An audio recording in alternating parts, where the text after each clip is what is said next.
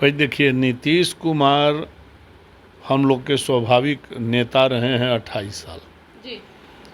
मैं व्यक्तिगत उन पर कोई आरोप नहीं लगा रहा हूँ, लेकिन जो स्थिति उन्होंने अपनी बना ली है, शायद उनको जब भी कुछ देखते हैं इसी स्थिति में, तो हम लोग को अंदर से तकलीफ होती है। तो बहुत सारे लोग हैं पवित्र आत्मा जिनके स्वप्न में वो आ सकते थे, लेकिन इनके स्वप्न में कहाँ से आवेंगे। ये 100% षड्यंत्र की बात करते हैं और वोट की राजनीति में इस तरह से बोलते हैं। ऐसा नहीं है कि उनको ही नहीं बुझा रहा है कि हम क्या बोल रहे हैं।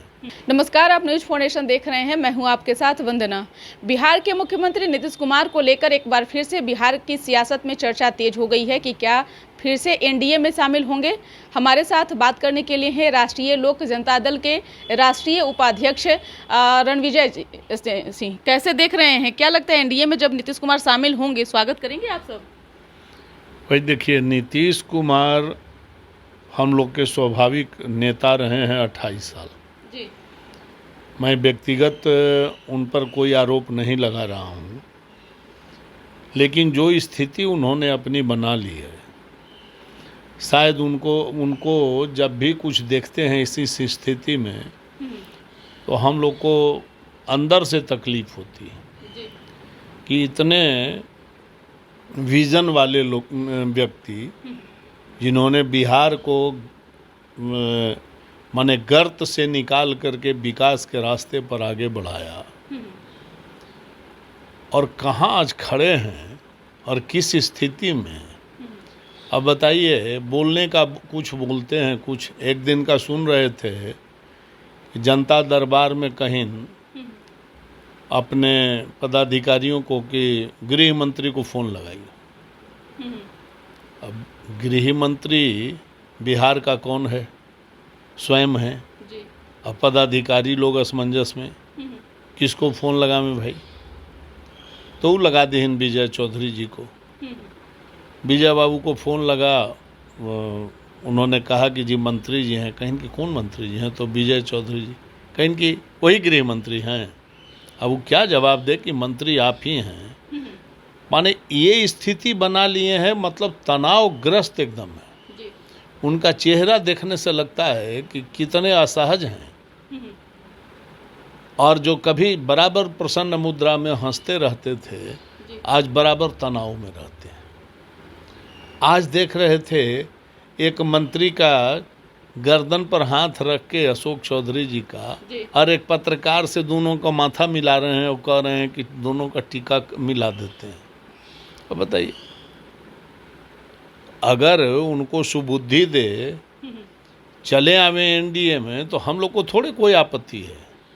और ये तो शीर्ष नेतृत्व तय करेगा कि वो कहाँ रहेंगे, या उनकी अपनी विचारधारा है अपने। लेकिन जहाँ वो हैं, वो उन्हीं को असहज स्थिति में बनाए हुए हैं, क्योंकि जिसके खिलाफ उन्होंने आजीवन संघर्ष किया, समता पार्टी का नींव ही रखे थे, आरजेडी के जंगल राज अराजकता के खिलाफ, और बराबर कहते थे कि 3C से कभी समझौता नहीं। आज कहाँ है? उसमें 2C तो समाप्ति हो गया है। एक बोलते थे कि क्राइम से कोई समझौता नहीं, तो क्राइम का देखिए रहे स्थिति बिहार में क्या है। दूसरा बोलते थे कि करप्शन से कोई समझौता नहीं, तो जिस पर जो 17 में मुद्दा था, जो 94 में मुद्दा था, वो मुद्दा आज भी जीवित है। उसमें बढ़ोतरी ही हुई है, कोई कमी नहीं हुई। तो फिर आज उनके साथ वो कैसे हैं? तो असहज तो होंगे ही। उनका विचार कभी इस तरह का नहीं रहा है कि ऐसे लोगों को स्वीकार करें, लेकिन मजबूरी में हैं। किस मजबूरी में हैं, क्या है, अब ये तो वही समझ सकते हैं। बड़े नेता हैं, हम लोग उन पर कोई विशेष बोलना, छीटा कसी नहीं करना चाहते हैं, लेकिन भगवान सद्बुद्धि दे उनको कि वो जहाँ हैं वहाँ से कोई न कोई रास्ता निकाल करके, उनसे तो उनको अलग हो ही जाना चाहिए। एक सवाल ये भी है कि जब बिहार में अमित शाह ने आया तो उन्होंने खुले मन से कहा कि जो महागठबंधन की सरकार बनी है बेमेल की बनी है, पानी और तेल के जैसा है। राबड़ी देवी ने कहा कि यह काम बनिया का है और बनिया ही नाप तोल करते हैं। ना वो ठीक कहा, अमित शाह जी ने बिल्कुल ठीक कहा कि पानी और तेल का मिलावट हो ही नहीं सकता है। जी। पानी में तेल मिल जाए तो ऊपर छाल आ जाता है और कितनों निर्मल जल हो उसको दूषित कर देता है। जी। वही स्थिति राजद के लोगों का है। जो इनके संगत में चला जाएगा उसका स्थिति वही होना है। तो अमित शाह जी ने तो बड़ी परिमार्जित भाषा में कहा पानी और तेल का। जी। इनकी स्थिति तो और है कि जो कहीं सटा वो गया। मैं नहीं बोल सकता हूँ, राजनीतिक मर्यादाएं हैं भाषा का, जी। जी। लेकिन ठीक ही माननीय गृह मंत्री जी ने कहा है। क्या ये नीतीश कुमार की नज़दीकियाँ ये समझा जाए कि नीतीश कुमार अब फिर से एनडीए में आ सकते हैं? ये तो उनका विषय है, वो उनको निर्णय लेना है और बड़े नेताओं को निर्णय लेना है, इसमें हम लोग कहाँ हैं। एक सवाल ये भी है कि बिहार, लेकिन मैं अपनी भावना जरूर कह रहा हूँ जी, कि आज भी उस हालत में उनको देखते हैं तो कष्ट तो होता है। गले लगाने के लिए तैयार हैं? अब ये तो हम लोग को क्या है, हम लोग तो एकदम माने मन से उनको नेता माने थे, 27 साल उनके साथ रहे, तो कभी भी आवेंगे तो जनता और कार्यकर्ता उनका स्वागत करेगी, उसमें कोई दो राय नहीं है। आज पूरे समाज में उनके प्रति जो आक्रोश है जनमानस में, वो इसीलिए है कि अपने बात से कह के वो कहाँ किस सिद्धांत पर चलते थे आज कहाँ चले गए, इसी बात का आक्रोश है लोगों में। बिहार के शिक्षा मंत्री ने बयान दिया और कहा कि हमारे स्वप्न में भगवान राम आए और उन्होंने कहा कि मुझे मार्केट में बिकने से बचा लो।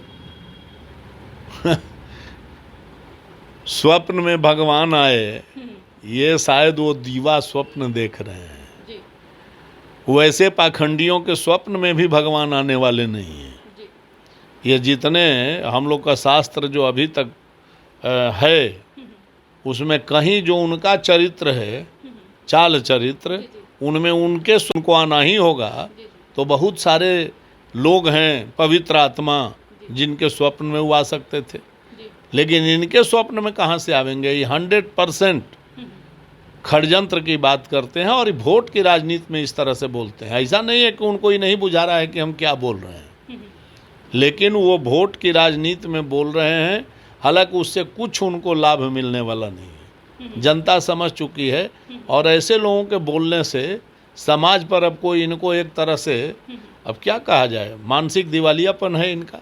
इसको ऊपर से आदेश समझा जाए या फिर नीतीश कुमार की मजबूरी समझा जाए? नहीं, इसमें नीतीश कुमार का कहीं कोई हिस्सा रोल नहीं है। क्यों नहीं मांग रहे? भाई सवाल है कि मजबूरी है, मंत्री इनके वो हैं नहीं।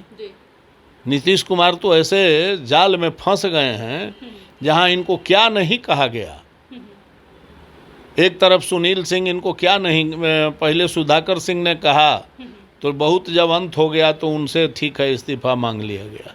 सुनील सिंह उसके बाद इनको क्या नहीं कहे, और एक तरफ कह रहे हैं और एक तरफ माननीय राबड़ी जी को राखी उनसे बनवा रहे हैं। तो ये तो नेतृत्व उनको गाली दिलवाता है। राजद के शीर्ष नेतृत्व के लोग के इशारे पर ये लोग बोलते हैं। न किसी को मजाल है कि ये सब क्षेत्रीय पार्टियां हैं, इसमें कोई बोलेगा तो किसी की मजाल नहीं है कि बिना नेता के इशारे के कोई कुछ बोल दे। इसलिए बोलते हैं ये लोग तो सोची समझी साजिश के तहत बोलते हैं कि जनता को उकसावें, लेकिन उसका लाभ कुछ मिलने जुलने वाला नहीं। भाजपा ने एक सवाल ये भी किया नीतीश कुमार से और अल्टीमेटम एक तरह से दिया है भाजपा ने, और कहा है कि अगर है हिम्मत नीतीश कुमार को तो 24 घंटे के अंदर विधानसभा भंग करे, चुनाव के लिए तैयार रहें। ठीक ही कहा है, आज तो हम भी सुने हैं। तो नीतीश कुमार ने भी तो कहा है कि ठीक है हम चुनाव के लिए तैयार हैं, तो उनको भंग कर देना चाहिए, कर दें, आवे मैदान में। भाजपा ने गलत क्या कहा है?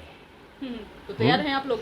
एकदम तैयार हैं, हम लोग किसी भी समय चुनाव के लिए तैयार हैं। नीतीश कुमार का सामना करेंगे जब मैदान में उतरेंगे तब? अरे भाई, अब नीतीश कुमार के बारे में हमने कहा ना कि बहुत सा बात नहीं बोल सकते हैं। नीतीश कुमार में अब है क्या जो सामना करने की बात है? वो अकेले खड़ा हैं, जनता उनसे बिल्कुल अलग हो चुकी है, उनके साथ कोई नहीं है। और वो जिस जगह पर खड़ा है उस जगह पर उनसे सामना करना क्या है? यहाँ तो वाक ओवर है, कहीं कोई लड़ाई है क्या? आज चुनाव होगा तो 40 में 40 सीट एनडीए जीतेगी, कहीं लोग से कुछ नहीं होने वाला है जी। हाँ। बहुत बहुत शुक्रिया बात करने के लिए। तो आपने सुना कि क्या कुछ कहना था राष्ट्रीय लोक जनता दल के राष्ट्रीय उपाध्यक्ष और कई बार विधायक रह चुके जदयू के टिकट पर वो विधानसभा क्षेत्र से, जिन्होंने अपना अनुभव साझा किया और कहा कि मुख्यमंत्री नीतीश कुमार को इस स्थिति में देख करके हमें तकलीफ होता है। अगर वह एनडीए में आते हैं तो कार्यकर्ता से लेकर के नेता तक उन्हें स्वागत के लिए तैयार है। हालांकि अब क्या कुछ होगा, क्या अंदरूनी खिचड़ी पक रही है एनडीए और जदयू के अंदर खाने में, ये तो समय तय करेगा। जो भी अपडेट होगा न्यूज़4 नेशन आप तक जरूर पहुंचाता रहेगा। इस पर बस इतना ही, बने रहिए न्यूज़4 नेशन के साथ। धन्यवाद।